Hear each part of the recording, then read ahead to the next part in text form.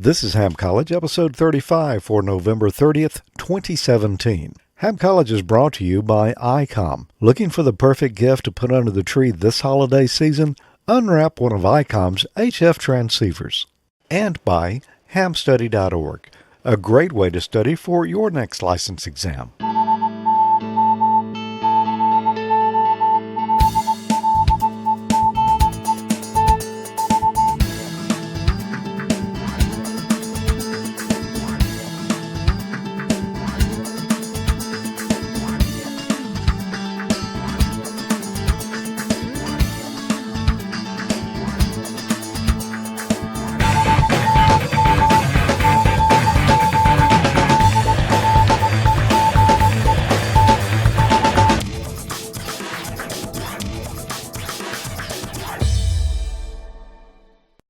Welcome to Ham College, episode 35. I'm George. I'm Tommy. And it's good to be back for the November 30th edition of Ham College. What episode number is this? This is 35. 35, mm-hmm. Wow. Time flies. Time does fly. And you can... if I told you we were going to talk about radios tonight, would you believe me? Is there any clue that might give that away? No, I think it's a good thing to talk about since it's a ham radio show. It is. We don't usually talk specifically about the radios here. Well, we do sometimes. Not directly. It's usually about rules and so forth. Yeah. Speaking of not talking about radios, the Egg Bowl this year, Ole Miss and State. Yeah. Ole Miss kind of polished the eggs this year, didn't they? Yeah, they did. They won. Congratulations to them. My team lost today at the Iron Bowl. Yeah. So, and what team is that you're wearing? This is the Sandlot team. Legends never die. Okay. Well, it's... I should have wore my team shirt. I didn't know it was team night. Yeah. We're shooting this on the weekend after Thanksgiving. Did you do any Black Friday shopping, Tommy? No. Black Friday was Thursday this year. Most of the stuff opened up on Thursday after Thanksgiving. So I did go yesterday to Best Buy. I was going to pick up something. It wasn't bad. The crowd wasn't too bad. Yeah. But they were sold out of what I wanted. Well, you can kind of expect that, I think. That just means I probably didn't really need it anyway. It just means you need to go back and, you might pay a few more dollars, but they would still like to sell you one. Yeah, they might. They're still sold out, though. Yeah. That means I don't have to hit Amazon Monday or Cyber Monday. So, that's true, yeah. Cyber Monday is coming up. That's better for me anyway. Yeah. Well, what did we talk about in the last Ham College? Do you remember? Inductors, I think. No? Then I guess maybe I need to cheat and look. Yeah, reactants. I remember now. It's coming back to me. Operator practices and reactants. Yeah. Now that I think more about it. And read what it says on the cheat sheet there. Yeah, we did a demonstration of reactants, and we actually ran a signal into inductors and capacitors and then watched the voltage on the scope as to what happened as we changed. What was the reaction to that? It was both positive and negative. Was? Yep. That's what I would have expected. Yep. Yeah, we talked about inductive and capacitive reactants, Tom. He's asking over there in the chat room. But we had talked about each individually before that, I think. Mm-hmm. So, tonight, well, we've got a couple of different things we're going to talk about here. Probably, I don't know what to call this first half of the show here. It's going to be, I would say, a lot to do with picking out a frequency to talk on. That's a good thing to do. Yep. Well, you usually need one. They're handy. If you want anybody to listen. Yeah, that's good. But you don't want to just jump on a frequency and start talking. We do want to mention the chat room. You know, we've talked a little bit about things going on in the chat there. Well, you know, anytime we're doing a show, we got a chat room going on. When we're shooting it live, AmateurLogic.TV/chat. If you're watching the live stream, jump in there now and say hello to everybody. And, you know, toward the end of the show, we'll be probably taking a few questions out of there and seeing what's going on. And, you know. And like usual, if you're watching the live stream and you're not in the chat, you're probably missing half the fun. There's just a lot of good stuff going on in there. Yeah. If you're looking at the recording, though, the chat room will probably be dead. Probably not a lot going on. Not a lot going on in there when there's no one there. So, without further ado, let's talk about what we're going to talk about tonight. Okay, let's do that. Yeah. You know, I thought about that like half a second before I said it there. Wiser words were never spoken.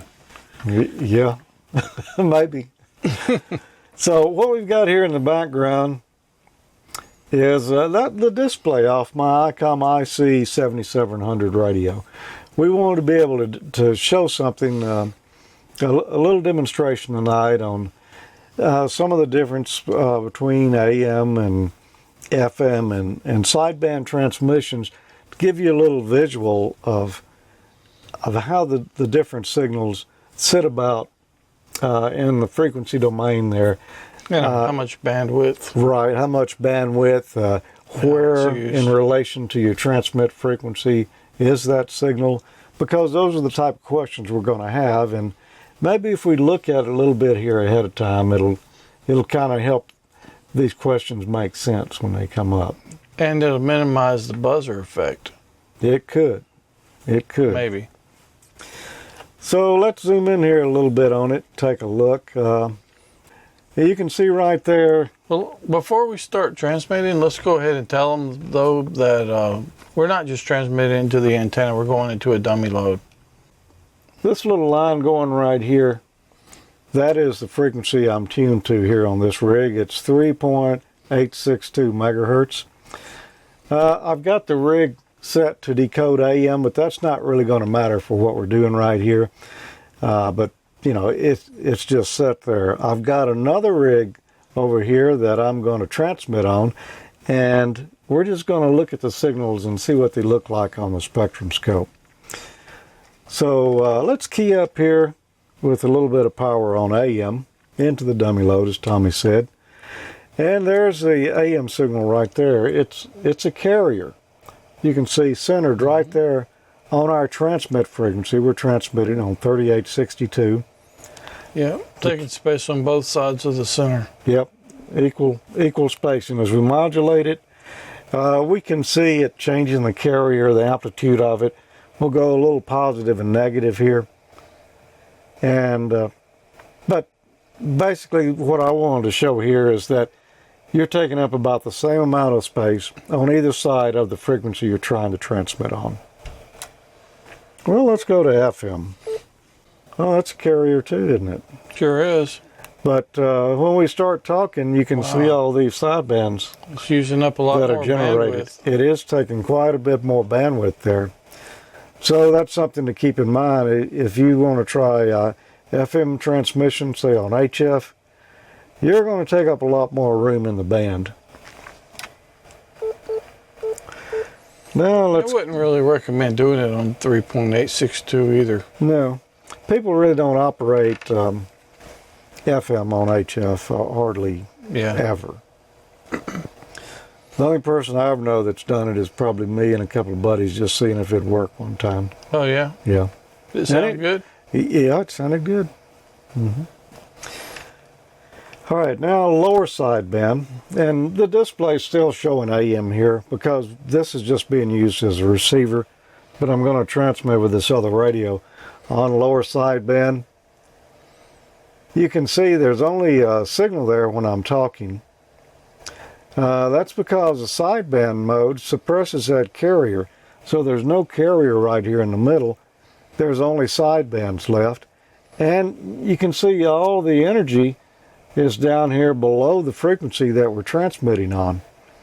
Well, I say all of it. There's a little bit that comes above it, but that's going to depend on the response of the radio a little bit too. But primarily, lower sideband, all our signal is below our carrier frequency.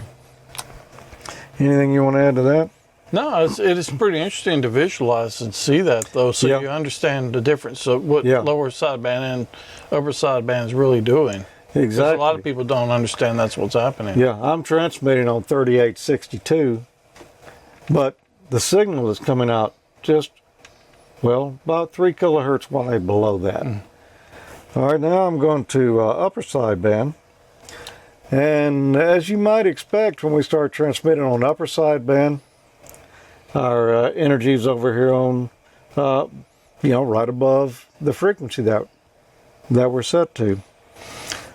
So, with that in mind, Tommy, if I'm going to talk on, say, upper sideband, I know I'm going to be on this frequency, but I'm probably going to be occupying some more area here, so I want to be sure that there's no one else using this part of the spectrum right here, or else we're going to be interfering with them. That's right. You sure don't want to do that. Yep. So that's what we wanted to show there is as we go over these questions and we're talking about lower sideband and upper sideband and where you can operate, keep in mind what portion of the spectrum you're going to be occupying when you do that. Yeah, and it's good to know about how much of it you're going to be occupying as well. Exactly. Now, something that's not really in the questions tonight, but just interesting aside there from what we just looked at. If we were going to transmit on AM, well, most of our rigs, when you go to transmit on AM, they don't put out quite as much power. And you can see here, the signal only comes up this high. Check 1, 2. It's really, I think this particular rig I'm transmitting on only puts out 25 watts on AM. That's right. So, all our energy is right there on both sides of the sideband. It's the same thing on both sides. So, if we just tuned in and listened to this half, we would hear the same thing as if we only listened to this half, or if we listened to the whole thing. So really, we don't need both of those sidebands. If we just used one sideband, say we'll use lower sideband, well, we're putting all our energy right down here, and if somebody's only listening to that sideband, they're only going to have half the interference, right? Basically, because they're not using as much width. We're going to take up less space in the spectrum, and all our more power is going to be concentrated in that area. So we're getting more usable energy. Yeah, and I noticed your peak there is going up into the 4th segment of there instead of the 3rd where it ended. Oh yeah, it'll there's more energy here. Of course, this rig will do 100 watts on lower sideband or upper sideband, so there's going to be a little more energy there from that. So it's more efficient, if we use a sideband mode. Right, and not only that, you're using less bandwidth, so more people can actually occupy the entire band. So instead of you taking this much, you take this much, and somebody else can be over a little bit and take another slice. So get more people on there. And you're concentrating all your energy into a narrower spot, so it's more effective more too. Efficient.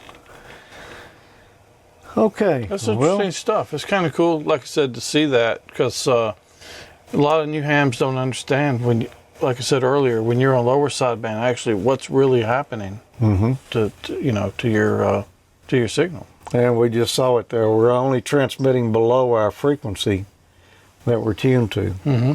So that's how that works. And keep that in mind, because it's going to come in handy on these questions we're about to cover here.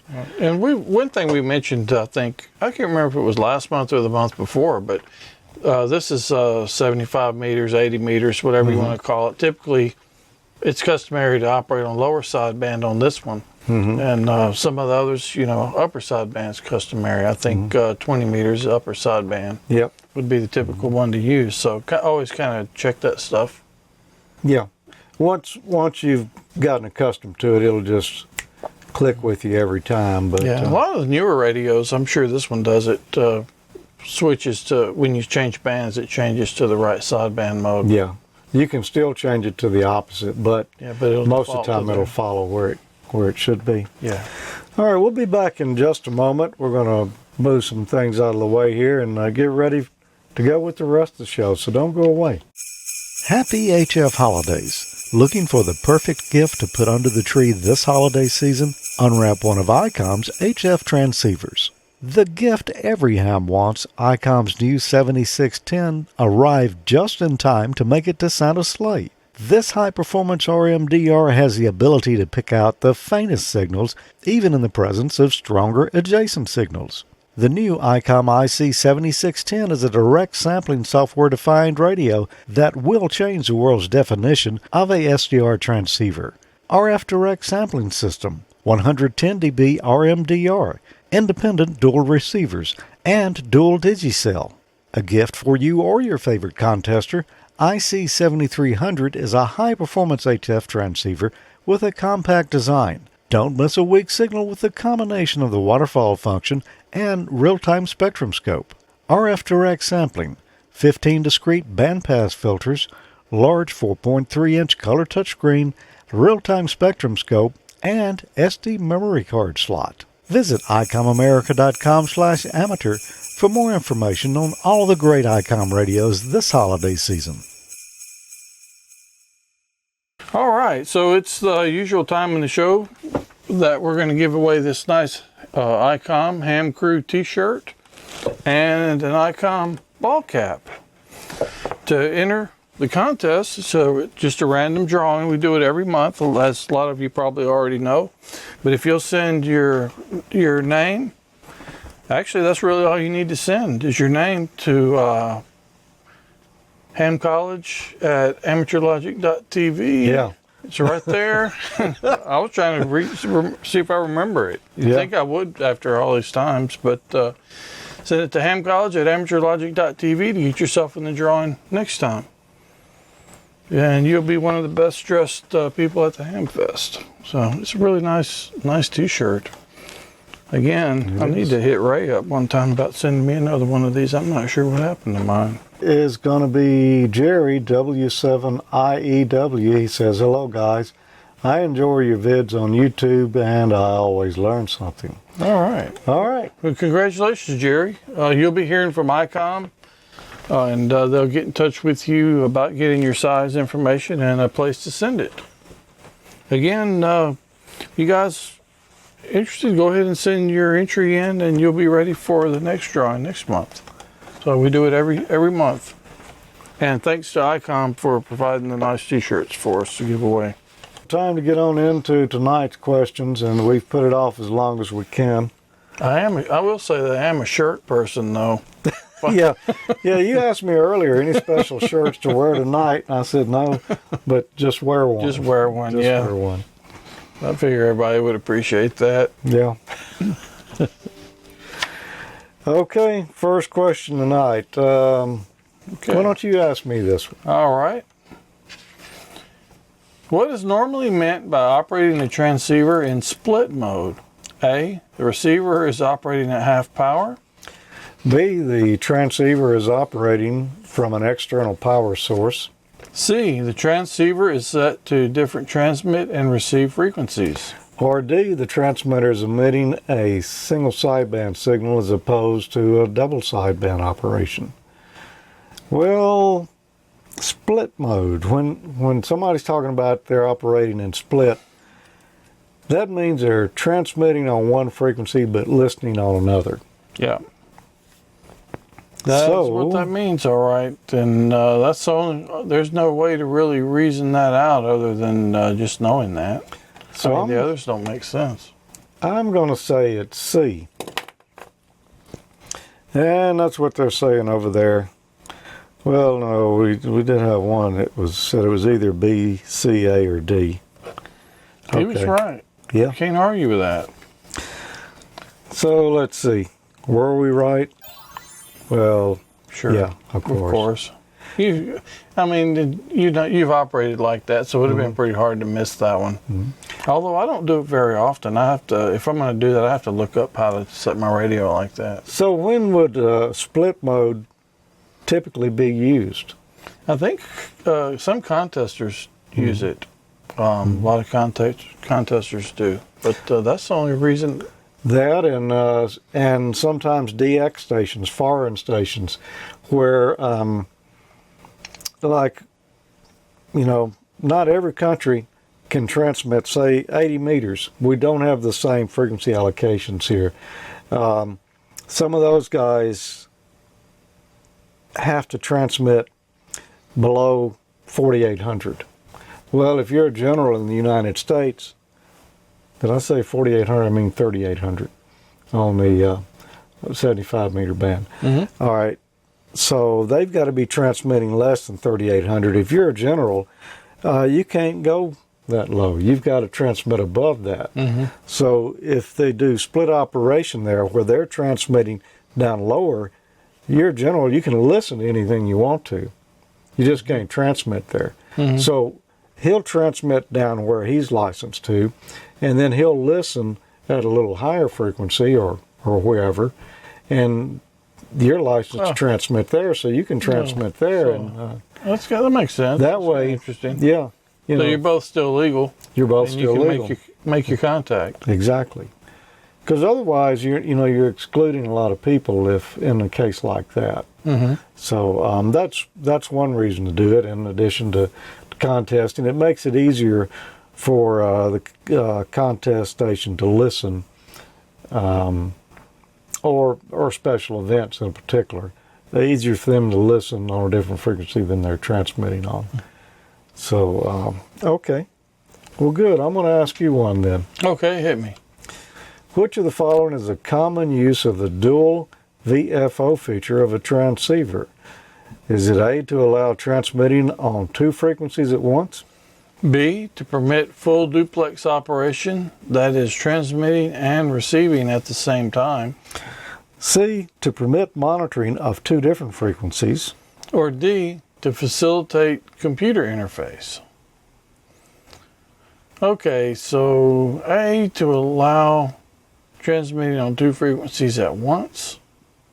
That's not the common use for that. What is a VFO? That's basically a tuner, variable frequency oscillator, and you can tune two different channels or two different frequencies on a dual band radio. But you can have this in the same band on modern ones. You can anyway. So basically initially two tuners in one radio. All right. Okay, so transmitting on two frequencies at once is not a common use of that. B, to permit full duplex operation, and you could do that, but I don't think that's a common thing. C, to permit monitoring of the two different frequencies, and that's commonly what I do with mine. I listen to two at the same time. Or D, to facilitate computer interface. I'm going to say the answer is C, to permit monitoring of two different frequencies. While some of the others are possible with that, that's not the most common use of it. Well, I'm going to agree with you. I'm going to say it's C. And in the chat room over here, we're a little mixed over there. Some of us are saying B, some of us are saying C. Yeah, Tom, it's not E. No, it's not E. Your clue there is that we don't have an E on the screen there, so. Oh. But it was a nice try, Tom. Yeah. So, yeah, I'm going to agree with you, Tommy. I'm going to say it's C. And you're correct on that. Here, you didn't give me a fist bump. Oh, yeah, I forgot. There you go. There you go. That's yours. Okay. You could. You could do all of those. Yeah. Well, if you've got dual VFOs, you could do full duplex operation. And I've done that before. We've done it. Playing around. Yeah. I'm not sure I want to operate like that all the time, but you could do it. Now, there's advantages to it, but it's not commonly done. So, to allow transmit on 2 frequencies at once, I don't know about that. You're going to have not just dual variable frequency oscillator. You're going to have 2 transmitters. Yeah. And then the computer interface, that doesn't require two VFOs for that. So, no. But you could do the duplex or C monitoring. Okay. Well, let's move on to the next one then.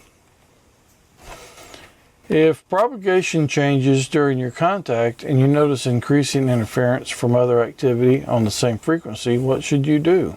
A, tell the interfering stations to change frequencies, or change frequency, rather. B, report the interference to your local amateur auxiliary coordinator. C, as a common courtesy, move your contact to another frequency. Or D, increase power to overcome interference. Now, all of those are things that you could do in response to increase interference, but some of them just don't sound really neighborly. You know? I think it boils down to what's the kind of the courteous thing to. I think that's it. Courtesy is the key there. Telling the interference station to change frequency. I've heard that happen now plenty of times. Oh yeah. We were here first. You changed frequency. Well, that doesn't really. Sometimes that might solve the issue, but you didn't make any friends in the process. That's true. Sometimes it just starts an argument. So, that's not a good answer there. B, report the interference to your local amateur auxiliary coordinator. I know they would love to hear from you, but not about that. But not about that. So, no, you don't do that.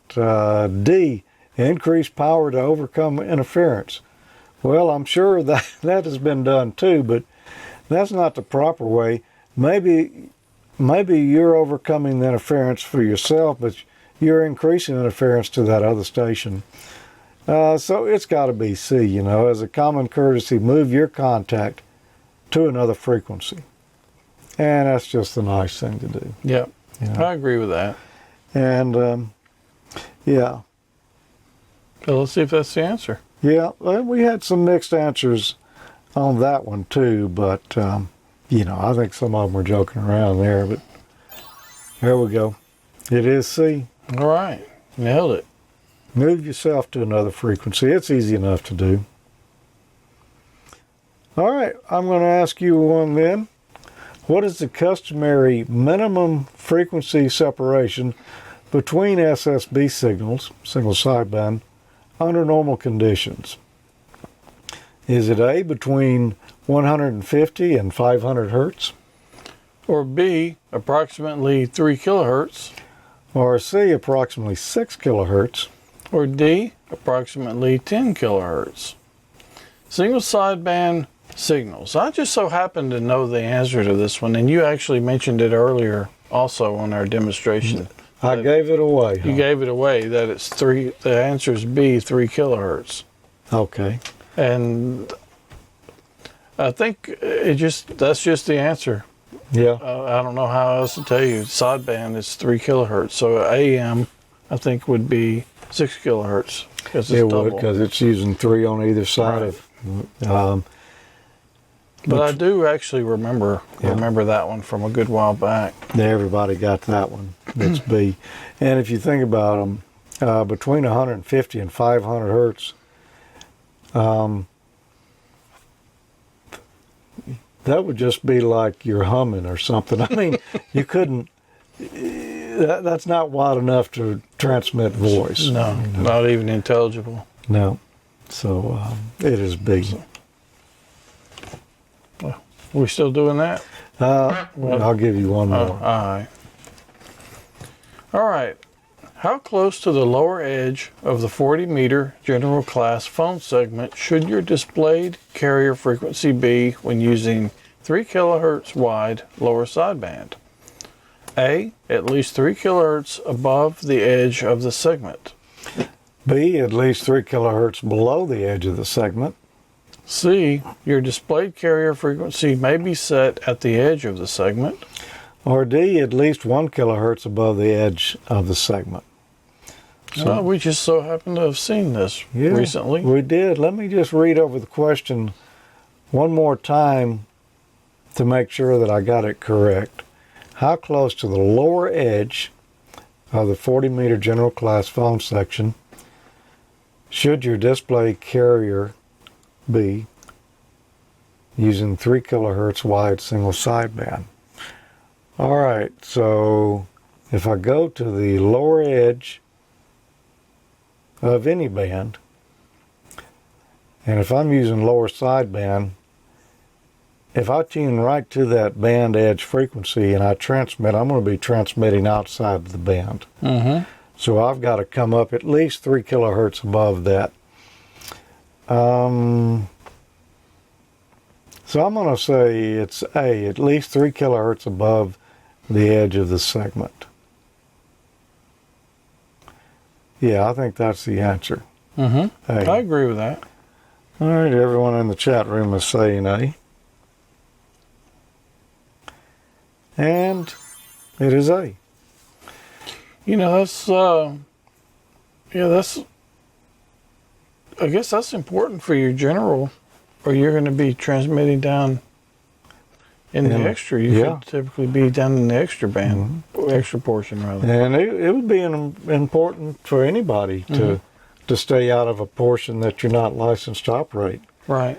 Most transceivers, the Runner one should stop you unless somebody's been monkeying with it. Yeah, which is very possible. So, and you know, we looked at that over here a while ago behind us on the spectrum scope there, and we saw when we transmitted lower sideband, we're occupying about 3 kilohertz below the frequency. Below what we're tuned to. Yep. And, you know, I stopped and reread that question there, and the reason is I knew the answer and how to get the answer. I just want to be sure that I read the question correctly and I knew which edge we were talking about. Yeah, it could trick you. Yeah, it could easily, you could easily get that wrong if you just weren't paying attention. Yeah.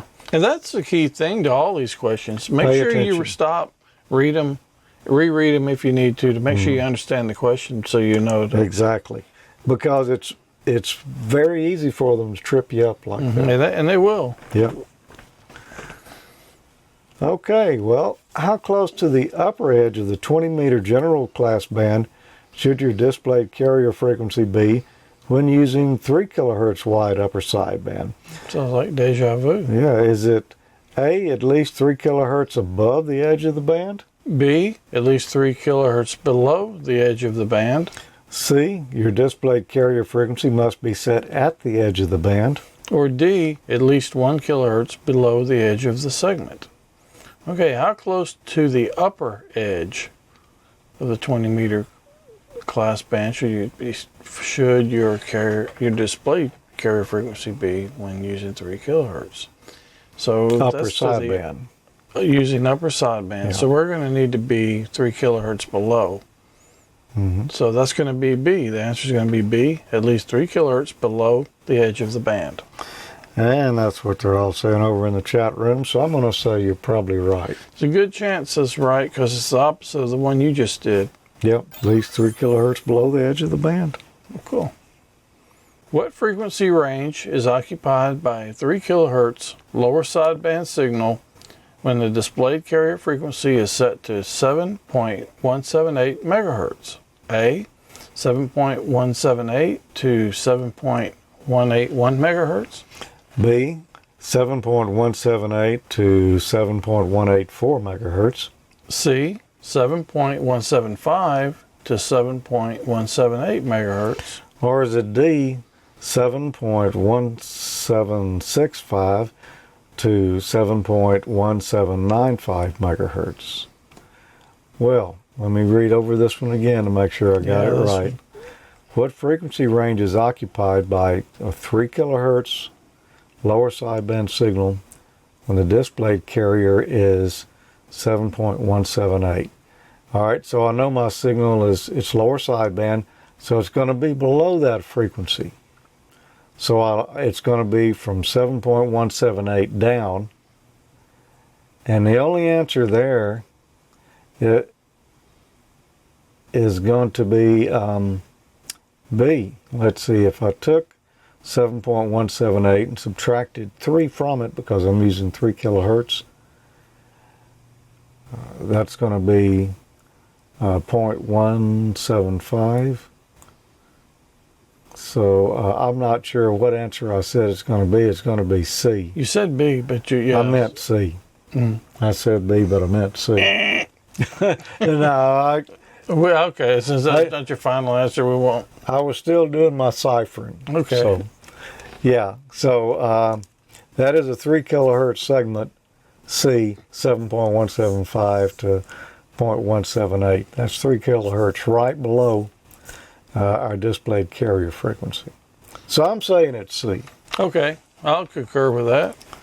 And everybody else is saying the same thing too, I think. Looks like it. I saw a D in there, but it is C. All right. All right, we've only got one more question like this. Really? Yep. What frequency range is occupied by a 3 kilohertz upper sideband signal with the displayed carrier frequency set to 14.347? Is it A, 14.347 to 14.647 megahertz? Or B, 14.347 to 14.350 megahertz? Or is it C, 14.344 to 14.347 megahertz? Or D, 14.3455 to 14.3485 megahertz? Okay, 3 kilohertz upper sideband, and the displayed frequency is set to 14.347. So that means it's going to be to the high side of 14.347, so that's going to be to 350. So the answer's got to be B, 14.347 to 14.350 megahertz. So you're saying it's B. So I'm saying it's B. Well, we had some conflicting answers in there, but there can only be one that's correct. So 47. I'm going to say it's got to be. It's got to be B. For the upper sideband, we're tuned to 14.347. That's the displayed frequency, yeah. Yeah. So then it's going to occupy 3 kilohertz from there higher, to 3 kilohertz out, which is up to 350. So the answer's got to be B. Okay. And you're correct. Hey, it'd be a good time to grab a snack.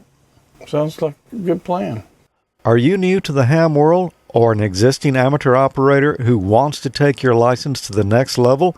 Study for your radio license exam at hamstudy.org. Hamstudy.org is a free online learning tool powered by Icom. It was created by Richard Bateman, KD7BBC, Michael Stufflebeam, KV9G, and Rich Porter, KK6GKE, and it uses a modern web design to enhance the experience of studying for your technician, general, and amateur extra exams. Since 2013, hamstudy.org has helped new and existing hams to familiarize themselves with the question pools, use stats-based flashcards to focus on material they need to learn, and take practice exams to gauge progress. Visit hamstudy.org on your desktop computer or mobile device. Register for a free account at hamstudy.org to access personalized study history and other site features. Prepare for an exam in an intuitive and comprehensive manner. Check out hamstudy.org, powered by Icom, for free learning tools. Good luck on your next exam. Good evening, folks, and a hearty welcome to our drive-in theater. We have a wonderful evening's entertainment lined up for you, one that will provide several hours of pleasurable relaxation and diversion for you and your family. Did you fail to dress up for tonight's show? No tie, an old shirt and slacks, a house dress? Well, don't give it a thought. We're glad you came as you are. We just want you to enjoy yourselves. Finding a phone in a car isn't that unusual anymore, except when it leaves the car for greener pastures, the high seas, or a leisurely lunch. Radio Shack keeps you in constant communication with their affordable, transportable cellular telephone. Hello? Oh, yes, he's right here. It's for you. Yes, I heard about the merger. Buy 100 shares. The affordable, transportable cellular telephone. Only at Radio Shack. Hey, fellas, don't fight over that hot dog. There's plenty for everyone. Big, plump, and juicy, wrapped in an oven-fresh bun. Add mustard, relish, ketchup, and go to work. Yes, the hot dogs at our refreshment center are the best you'll find anywhere. Everybody agrees on that. Here's a wonderful Christmas gift for the person who has everything. It's the Skylark, Sylvania's new personal portable radio, and it comes with this stylish top-grain leather carrying case. Mighty good to look at. It's even better to hear. And you can hear it instantly at the turn of this switch. Yes, it's tiny, yet it brings you the brilliant tone and powerful performance of big 6-tube radios. And when you listen to the Skylark in a strong signal area, you can greatly prolong battery life by moving this exclusive battery miser switch to this safe position. The large non-slip tuning dial is easy to read and assures you of precision tuning. It's easy to carry the Skylark, either in this attractive case with its adjustable shoulder strap or by this convenient lift-up handle, for it weighs less than 4 pounds with batteries. See the Skylark at your Sylvania dealer soon. Its sturdy plastic case comes in 4 handsome house and garden colors: leaf green, taffy, cherry, and driftwood. It makes a grand Christmas gift, and so do the other Sylvania radios, the Catalina Portable, the radio clocks, including the nightlighter with panelescent dial, and the powerful table radios. All are handsome to look at and wonderful to hear. And now, on with the show. I need one of those Sylvania Skylark portable radios with top grain leather carrying bag. There you go. It was so tiny. Yeah. I need one of those cell phones that you can actually take out of the car. Yeah. When you go. Oh, that would be great. Yep. Transportable. Yeah. That kid looked like Bill Gates, didn't he? It might have been. He was buying stock. Yeah. Those are always fun to watch. Yeah, they were really cool. I didn't have the Radio Shack model, but I had I think mine was a Motorola bag phone, I guess is what they call it. Yeah. Yeah, I didn't get a bag phone. My first one, I started out kind of looked like a brick. It was about that big. Battery lasts about half the day. The battery was huge on it. Yeah. Oh yeah, battery was huge, and the bag phone too. I didn't buy it; it was from work. I had had one for work. But those were analog phones back in those days.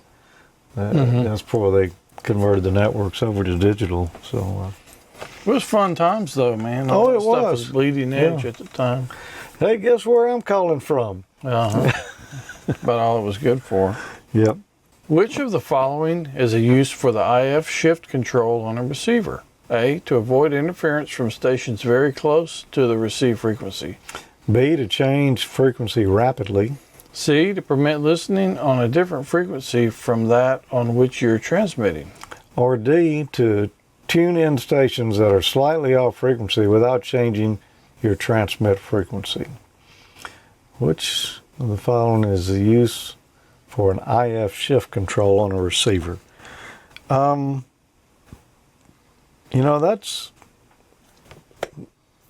a good question, and one that could be a little misleading there on the answer if you didn't know it.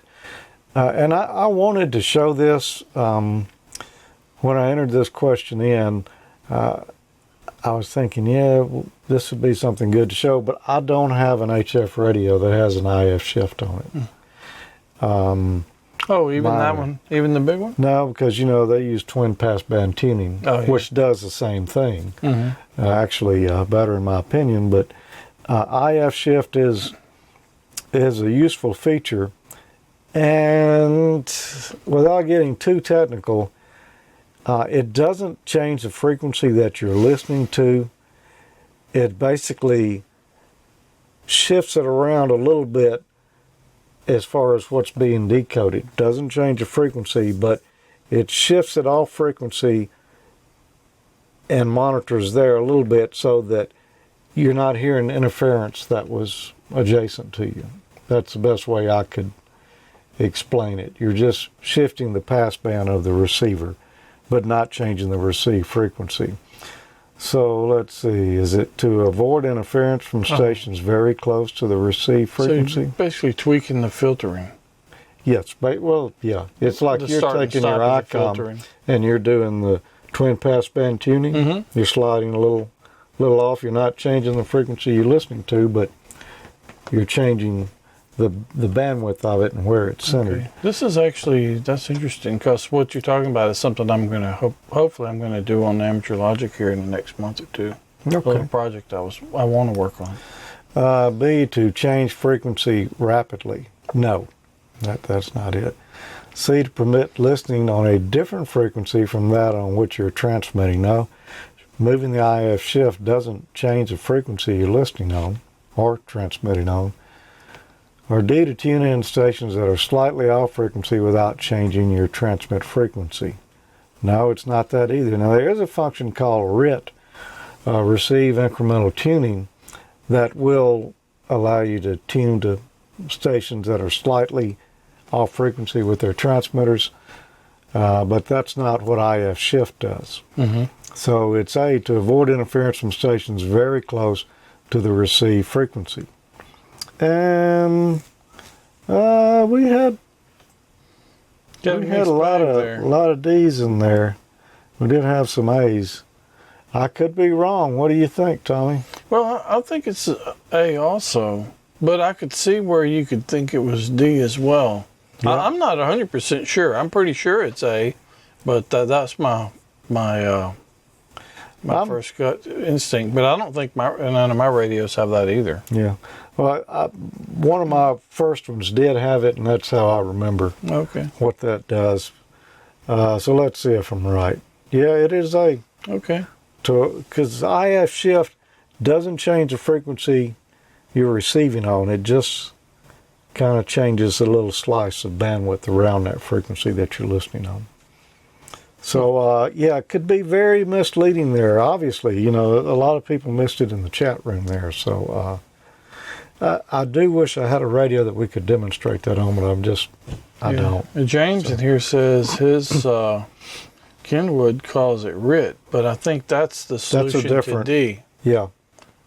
Yeah, D would be RIT, and RIT changes the frequency. It doesn't change the IF shift, though. Mm-hmm. So, yeah. Interesting stuff. So many features on all these radios. So it's amazing what they'll do now. And some of the manufacturers call this very similar frequency by a different name or feature. Mm-hmm. I know the twin passband tuning on the Icom radios that we're familiar with. It's pretty amazing what you can do with that. Well, IF shift is doing basically the same thing. Yeah. But I like the twin passband tuning method better myself. Okay, next one here. What is QRP operation, Tommy? Is it A, remote pilot model control, piloted model control? B, low power transmit operation? C, transmission using quick response protocol? Or D, traffic relay procedure net operation? Well, we know that's going to be low power transmit operation just from being the hams for a long time.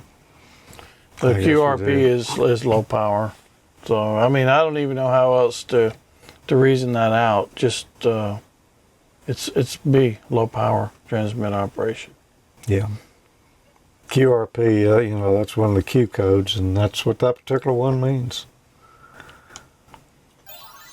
There you go. Low power transmit operation. Okay. Well, just get by there. We into electronics now? I think we're into electronics now, so let's move on to some of those questions. Oh, now we'll get the dust off the buzzer. Yeah, these are going to be a little different. But we'll start out with this one. You can ask me, as a matter of fact. Okay. What is impedance? A, the electric charge stored by a capacitor. B, the inverse of resistance. C, the opposition to the flow of current in an AC circuit. Or D, the force of repulsion between two similar electric fields. A, the electric charge stored in a capacitor. No. That's not what impedance is. B, the inverse of resistance. No, it's not the opposite of resistance. Matter of fact, it's very similar to resistance. D, the force of repulsion between two similar electric fields. No. It's C, the opposition to the flow of current in an AC circuit. Impedance, and I think I maybe said this in a previous episode, it's, you could think of it as AC resistance. Because there, it's not just the resistance that you're dealing with, it's also the reactance, be it negative or positive reactance. You combine the resistance and reactance together, and you've got impedance in an AC circuit. So that goes hand in hand with what we saw last month. With reactance, yep. Mm-hmm. Exactly. The opposition to the flow of current in an AC circuit.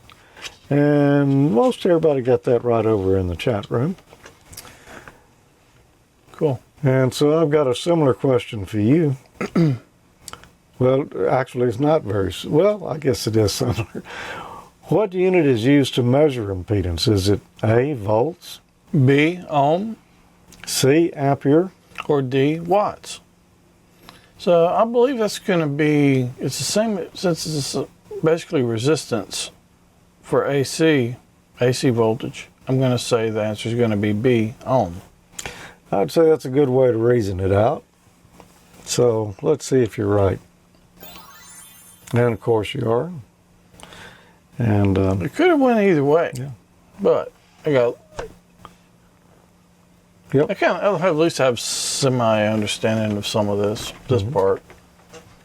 Okay. The stuff from last month was kind of it was a really interesting exercise for me. I thought it was kind of cool. Yeah, I like it when we can do demos like that really kind of, you can visualize what's that's happening. what the scope's great about. You guys don't have to run out and buy a scope for you to, but it's a really fantastic tool to be able to show new people that are new to the hobby what's really happening. Yeah, it's pretty cool to see that.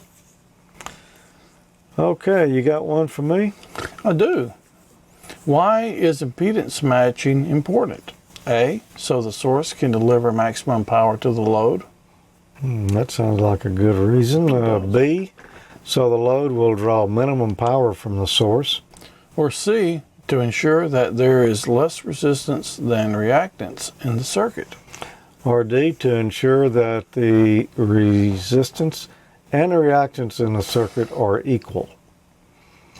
Okay, let me see. I know the answer, but let's go over some of the wrong ones. We'll start at the bottom there.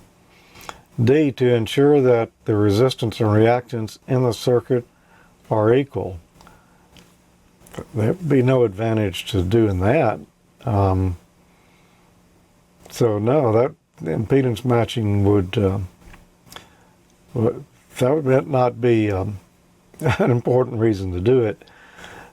C, to ensure there is less resistance than reactance in a circuit. That's not really beneficial either. Normally you're trying to cancel out that reactance if you can and just get to a pure resistance.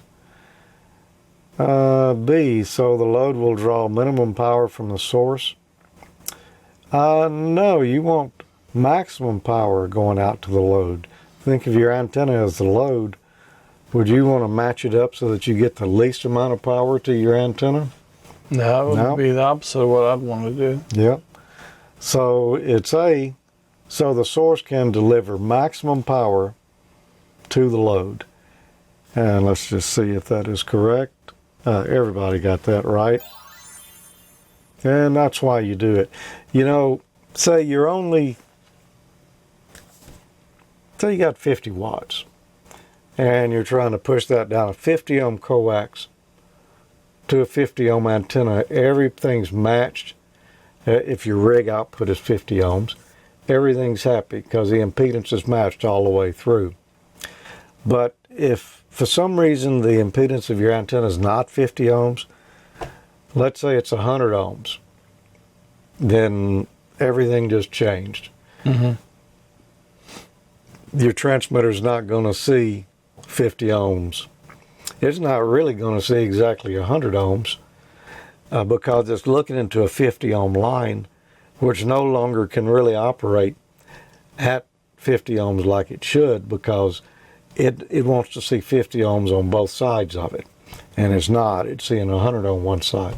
Yeah, your transmitter is going to be real unhappy about that, too, if you run much power into that for very long. Right.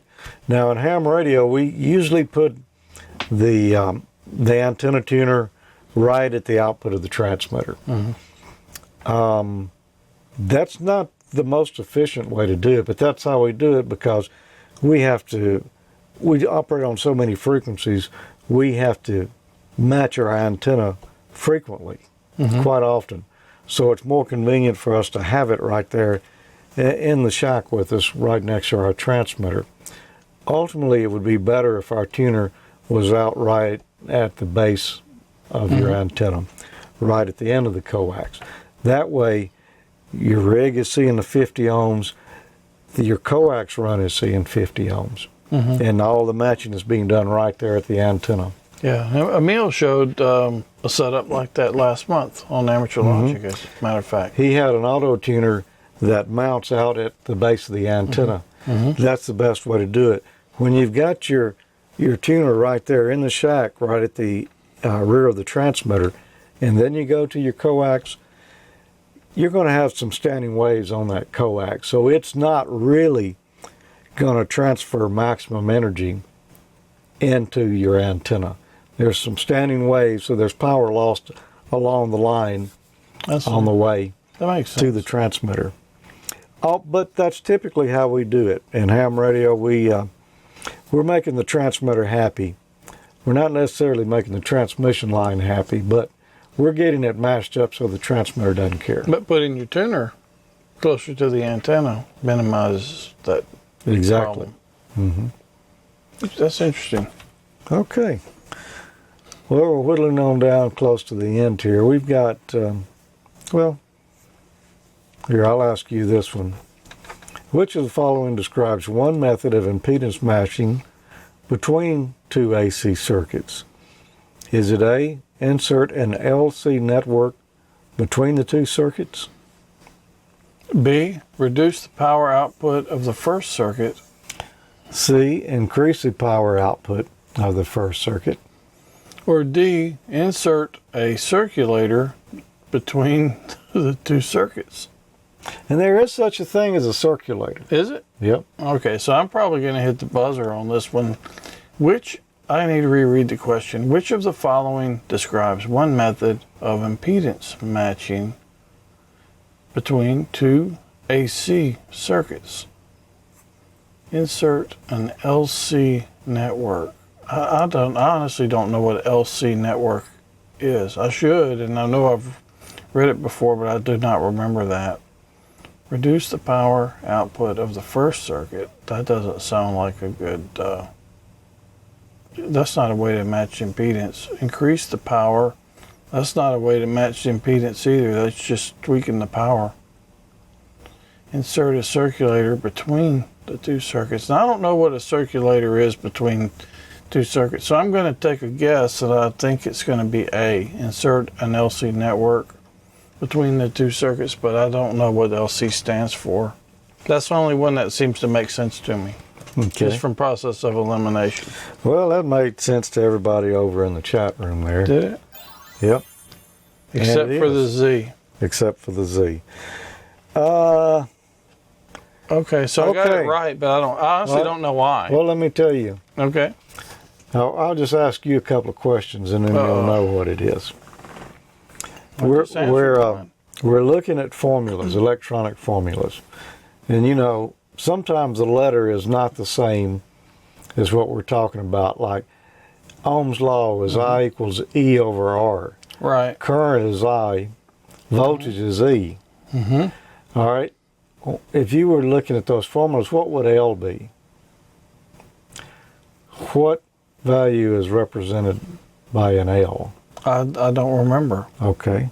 All right, what about C? I think the C would be capacitance. Okay. So I'm assuming that's a resistor and capacitor network. But a resistor would be an R. Then an inductor. I just don't remember. Yeah. I just don't know. An inductor and capacitor? An inductor. Yeah. Okay. Inductor and capacitor.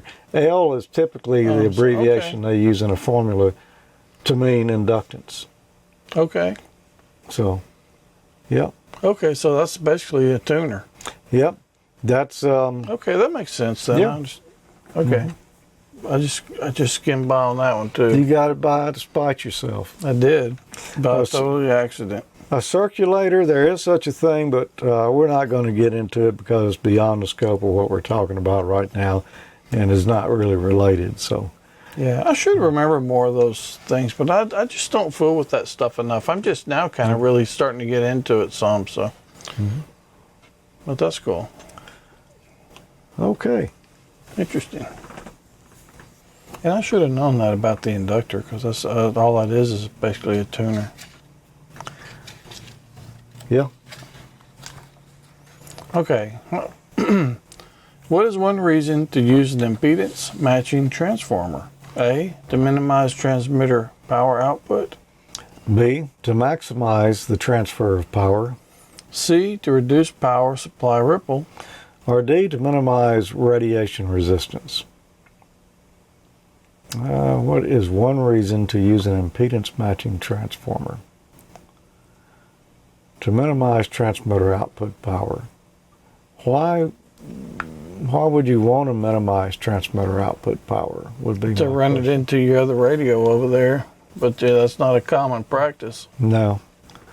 Like we're doing with the attenuators you've got there. Yeah. B, to maximize the transfer of power. That sounds like it could be it, doesn't it? It does. C, to reduce power supply ripple. Now I don't see how that would help with power supply ripple. Or D, to minimize radiation resistance. No, it's to maximize the transfer of power. We kind of talked about that earlier. If we've got a 50 ohm radio, we've got 50 ohm transmission line going to a 50 ohm antenna, we've got maximum transfer power. If the load is not the same impedance, we can use a impedance matching transformer to maximize that power. So I'm going to say B. Okay, I think that's right. That's the one I would have chosen as well. That's what everybody else is choosing over there. And there you go. To maximize the transfer of power. Yeah, I wish there was a good way to demonstrate that. You know, I tried to pull together a demo, but I didn't have the right stuff. I had what I thought was the right stuff, and when I actually hooked it up and tried it this afternoon, just didn't get. No. Okay. It didn't work out to where it's something we could demonstrate. So perhaps in the future, though, maybe we can get good illustration of that. I think that'd be good. Yeah. Well, Tommy, I think we have reached the end of the question pool for tonight. No buzzers? No buzzers. Which, yeah, that's a good thing. You know, this close to Christmas, you want to be. Well, I got the right answer, but it almost deserved at least a half a buzz. Yeah.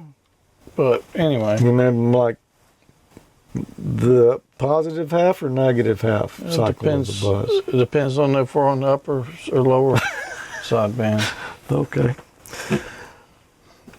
Well, speaking of Christmas. Yeah.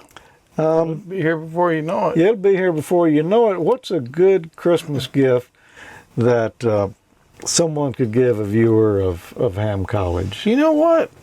Now that you mention that, a great Amateur Logic or Ham College t-shirt, or some kind of Ham College or Amateur Logic swag would just be fantastic Christmas gift. And if you wanted to get that for someone, you could get them at the URL that's on your screen right there, AmateurLogic.Spreadshirt.com. We've got quite a selection, and anyway. And you or whoever the recipient of the gift will be looking mighty sharp at the next Hamfest. And representing. It'll be a holly jolly Christmas. Yeah. And if you take pictures of yourself or whoever wearing that, send it in, there's a good chance it'll show up on Amateur Logic at some point too. It is a good chance. Those are always fun on there when people send those pictures in. It is, yeah. Thanks for being here with us tonight, everyone. We appreciate you watching Ham College, and join us for Amateur Logic coming up on December the 8th, 2017. It'll be 8 p.m. 8 December p.m. the 8th. So it'll be a annual Christmas show, and it should be a lot of fun. Yep. And for those of you who are interested in the Icom IC7610, well, join us right here on Friday, December 15th. I believe that's right. 2017. 8 p.m. 8 p.m. We're going to have Ray here with us and an IC7610, and we're going to be going through it thoroughly. Yeah, and while we normally don't stream those when Ray's here, we're actually going to stream it just like we're doing this, and then it'll be posted as well, just like always. Right. And for those of you who are joining on the live stream and in the chat room there, you'll get to ask some questions of Ray when it's over with. And he'll have to do it now because we said he was going to. Yeah. And we won't want to make him look bad. So he'll be here. I think he's excited to show it too. People are asking him constantly when it's going to be out. You know, and actually they've been asking when is it going to be here in specific. Yeah. So it's coming up very soon. I'm looking forward to playing around with that myself. Me too. It really looks like it's going to be a nice rig. Oh, yeah, no doubt. All right, 7-3, everyone. And, hey, join us again at the end of the next month for another Ham College. Yep, 7-3, everybody. We'll see you on the 8th for Amateur Logic.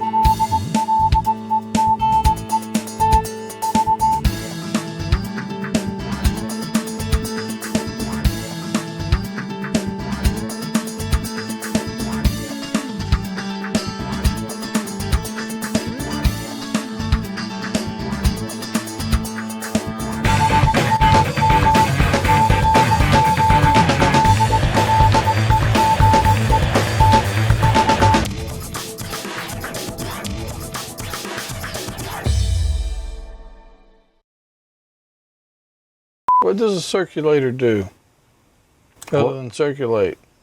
Did someone ask that, or are you asking? I'm asking. I don't want to get into a big, long discussion of it because I might get it wrong. But it's...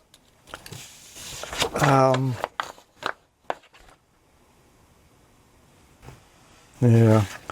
I'm not prepared to really demonstrate it, but it's based on a circle. Oh,